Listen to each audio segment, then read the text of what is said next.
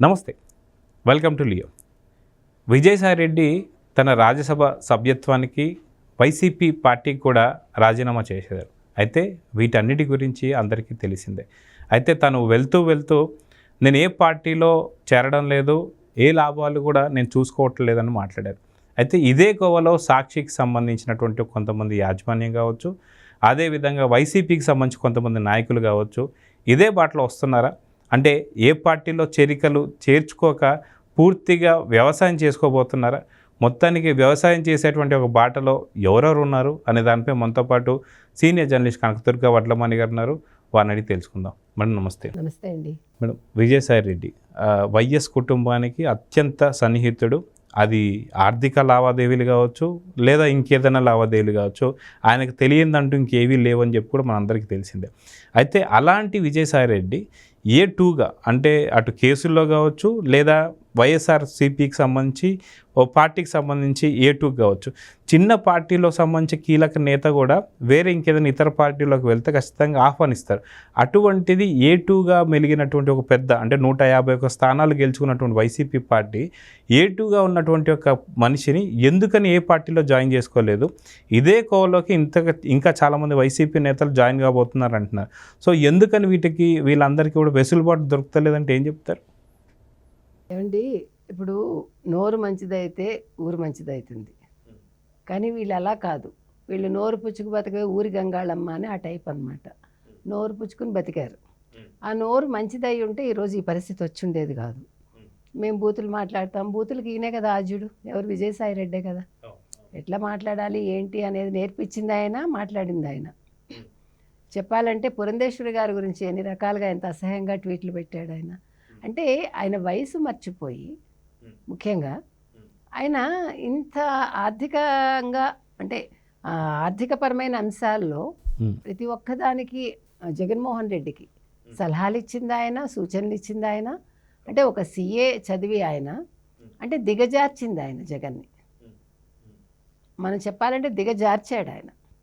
లేకపోతే ఇప్పుడు ఒక మంచి చేస్తున్నాను అనుకుని డొల్ల కంపెనీలు పెట్టించి జగన్మోహన్ రెడ్డి ఇవాళ సుప్రీంకోర్టు ఇవాళ ఏం తీర్పు ఇచ్చింది, రోజువారీ విచారణ చేయండి అని ఒక తీర్పు ఇచ్చిందంటే, అంటే 11 ఏళ్ళు మేనేజ్ చేసిన జగన్మోహన్ రెడ్డి ఇవాళ చేయలేకపోయాడు. చూసారా మీరు? అక్కడ విజయసాయి రెడ్డి రిజైన్ చేశాక ఇవాళ ఈ కేసు తీర్పు యాదృచ్ఛికంగా వెలువడినా కూడా అంటే మనం లింక్ చేసుకుంటే ఎట్లా ఉందో చూడండి పరిస్థితి. అంటే ఒక ఆర్థిక నేరస్తుడు, ఇద్దరు కూడా ఆర్థిక నేరస్తులే. ఒక ఆర్థిక నేరస్తుడు, ఒక ఆర్థిక నేరానికి దాన్ని ఏమనాలి, సూచనలు కాదు, ఆర్థిక నేరానికి ఆద్యుడు. అంటే మొత్తం బ్రెయిన్ చైల్డ్ ఈయనే కదా. సో అటువంటి విజయసాయి రెడ్డి ఈరోజు ఎందుకు తప్పుకున్నాడు? ఏమీ ఆశించట్లేదు నువ్వు.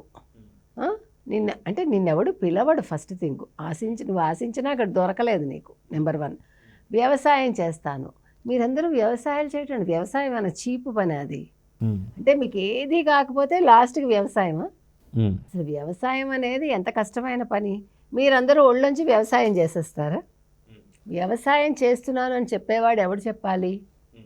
నిజంగా పొలంలోకి దిగి కలుపు తీసి పొలం దున్ని నాట్లు వేసి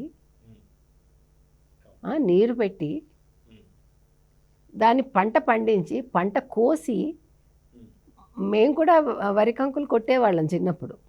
మాకు పొలాలు ఉండేవి. అంత మాత్రం నేను రైతుని అయిపోనండి. అది ఊరికే కొంచెం సేపే చేస్తాం మనం. కానీ నిజంగా రైతు అన్నవాడు 6 గాలాలు పండిస్తాడు. కాబట్టి వీళ్ళు వ్యవసాయం చేసేస్తామని ప్రతివాడు మీకు గుర్తుందా? ఎవరు? కేసీఆర్. 60 ఎకరాల్లో నేను ఇన్ని వేల కోట్లు వచ్చేసాయి నాకు. మరి మనకెందుకు రావు? అంటే మీరందరూ ఆర్థిక నేరాలు చేసేసి అది వ్యవసాయం ద్వారా మాకు ఇంత డబ్బు వచ్చిందని చూపించేసుకుంటారా? అది తప్పే. ఎందుకు చెప్తున్నామంటే వీళ్ళందరూ కూడా ఏం సెట్ చేస్తున్నారు తర్వాతి తరాలకి. ఇప్పుడు ఇవాళ మీరు అన్నట్టుగా ఇప్పుడు రేపొద్దున అంబటి రాంబాబు ఉన్నాడు, మనం నిన్న కూడా మాట్లాడుకున్నాం. తర్వాత రోజా ఉంది, తర్వాత పెద్దిరెడ్డి ఉన్నాడు, అక్కడ చూస్తే బొత్స, కొడాలి నాని, వల్లభనేని వంశీ, తర్వాత పేర్ని నాని. అయితే ఇప్పుడు మనం చూసుకుంటే విజయసాయి రెడ్డి ఇంత కీలకమైన నాయకుడిని కూడా ఇంకా చెప్పాలంటే కొడాలి నాని అంత బూతులు కూడా మాట్లాడలేదని చెప్పాలి, కొద్ది తక్కువ అని చెప్పాలి, మాట్లాడిస్తాడు. సో అలాంటిది విజయసాయిరెడ్డి మాట్లాడకపోయినా సరే ఎటువంటి పార్టీలో తీసుకోనటువంటి పరిస్థితి మనం చూసాం. ఎటువంటి పార్టీలో కూడా ఒక చిన్న పొజిషన్ కూడా విజయసాయిరెడ్డికి దక్కడం లేదు. సో ఇలాంటి సిచ్యువేషన్లో కొడాలి నాని కావచ్చు, లేదా మీరు అన్నట్టు అంబటి రాంబాబు కావచ్చు, లేదా వల్లభనేని వంశీ అయితే మరీ దారుణంగా ఒక అడుగు ముందుకేసి చంద్రబాబు నాయుడు గారి కుటుంబాన్ని, భువనేశ్వరమ్మ గారిని, వాళ్ళని మాట్లాడిన మాటలు కూడా మనం చూసాం. సో లోకేష్ పుట్టుక గురించి కూడా మాట్లాడిన సంగతి మనకు తెలిసిందే అసెంబ్లీ సాక్షిగా. సో ఇలాంటి వాళ్ళని ఏదైనా పార్టీలో జాయిన్ చేసుకుంటారా? ఎందుకంటే విజయసాయిరెడ్డిని జాయిన్ చేసుకోలేదు కాబట్టి వీళ్ళ భవిష్యత్తు ఏం కాబోతుంది? సో విజయసాయిరెడ్డి అయినా సరే ఏదైతే 60 వసంతాలు పూర్తి చేసుకొని అయితే ఏదైతే రాజకీయ సన్యాసం చేసేసాడు, అస్త్ర సన్యాసం కూడా చేసేసానని చెప్పేశాడు. సో ఇలాంటి పరిస్థితుల్లో యువకులుగా ఉండి వీళ్ళ భవిష్యత్తు ఏదైతే సజ్జల భార్గవ్ కూడా మనం చూసుకోవచ్చు దీంట్లో. సో వీళ్ళందరూ యువత భవిష్యత్తు కూడా పూర్తిగా వీళ్ళు మాట్లాడిన మాటల వల్లే పూర్తిగా భూస్థాపితం అయిపోయిందని చెప్పుకోవాలి కదా. ఖచ్చితంగా. ఇప్పుడు మీరు అన్నారు కదా, ఇప్పుడు అస్త్ర సన్యాసం చేసేసానంటే పూర్తిగా చేశాడా? చేయలేదు ఇంకా నా లెక్క ప్రకారం అయితే. ఇంకొకటి, ఇప్పుడు బూతులు మాట్లాడటం అనేది కొలమానం అయితే పార్టీ ఏమవుతుందో మనకు వైసీపీ ఇప్పుడు ప్రజలకు చూపిస్తోంది. ఒక కేస్ స్టడీగా మీరు తీసుకోండి. ఎందుకంటే రాజకీయాల్లో మీరు మనగలగాలంటే మీరు చేయాల్సిందేంటి? చెడ్డ పనులు చేయడం కాదు, అంటే మంచి పనులు చేయకండి, కానీ అనవసరంగా ఎవరిని తిట్టకండి. ఇప్పుడు భువనేశ్వర్ గారిని తిట్టడం వల్ల వల్లభనేని వంశీ, ఇప్పుడు వల్లభనేని అంటే ఎలా పుట్టుంటాడు, ఎలాంటి కుటుంబంలో పుట్టుంటాడు అని ప్రజలకు అనుమానం వస్తుందిగా. ఇంత దారుణంగా మాట్లాడాడంటే అసలు ఇతని పుట్టికేంటి అని ఒక దారుణంగా మాట్లాడుకోరా? అది తప్పు కదా. ఇప్పుడు మీ తల్లిగారిని అంటే నీకు ఎంత కష్టంగా ఉంటుందో ఇంకొక తల్లినంటే అందరికీ అదే కష్టం వస్తుంది. నేను అనేది ఏంటంటే, మీరు మాటలు మాట్లాడేటప్పుడు మన కుటుంబం అయితే మనం ఎలా ఉంటాము, మన వాళ్ళని ఎవరైనా అంటే, మన అక్క చెల్లెల్ని ఎవరైనా అంటే, మన తల్లిదండ్రులను ఎవరైనా అంటే మనం ఎంత ఫీల్ అవుతామని ఒక్క సెకండ్ ఆలోచిస్తే ఇలాంటి మాటలు మాట్లాడతారు. అది కూడా నువ్వు ఏ పార్టీ నుంచి వచ్చావు అని, మీరందరూ ఏ పార్టీ నుంచి వైసీపీలోకి వెళ్ళారు? మీ పునాదంతా తెలుగుదేశంలో పెట్టుకుని సిగ్గు లేకుండా మీరు వైసీపీలోకి వెళ్ళి ఒకవేళ నీ వ్యాపారాలు నాశనం అయిపోతాయి అనుకుంటే నువ్వు ఇంట్లో కూర్చో, నీకు ఆస్తులు ఉన్నాయిగా, కూర్చుని తిన 5 సంవత్సరాలు. అంతేగాని నేను భయపడి జాయిన్ అయ్యానను, లేదు రాజకీయంగా నేను ఎదగడానికి వెళ్ళానను అంటే, వైసీపీ నీకు ఎన్ని సంవత్సరాలు ఉంటుందనుకుని మీరు వెళ్ళారు? అంటే ఇన్ని సంవత్సరాలు మీరు ఇలా బూతులు మాట్లాడుకుంటూ మీ బతుకులు గడిపేద్దాం అనుకున్నారా? సిగ్గుగా లేదా ఇవాళ తలుచుకుంటే మీకు?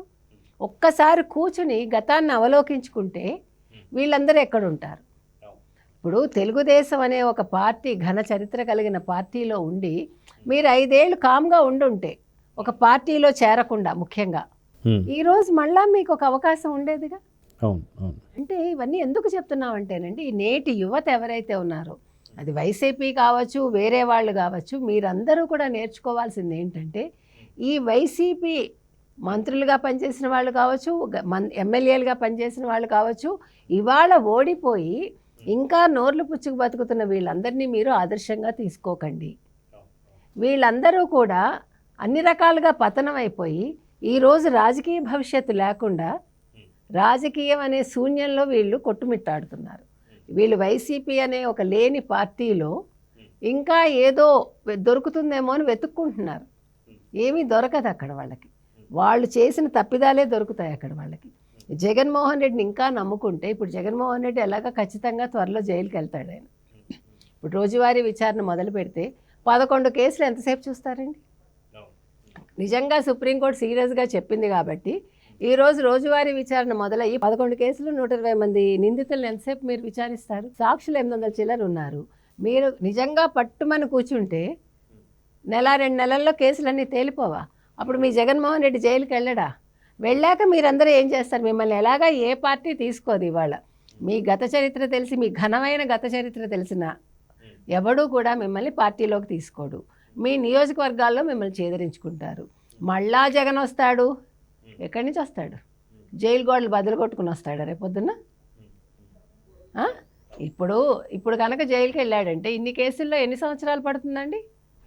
ఆయన చెప్పుకున్న 30 ఏళ్ళు జైల్లో ఉంటాడా? నేను 30 ఏళ్ళు ఇంకా ఉంటాను అన్నాడు కదా.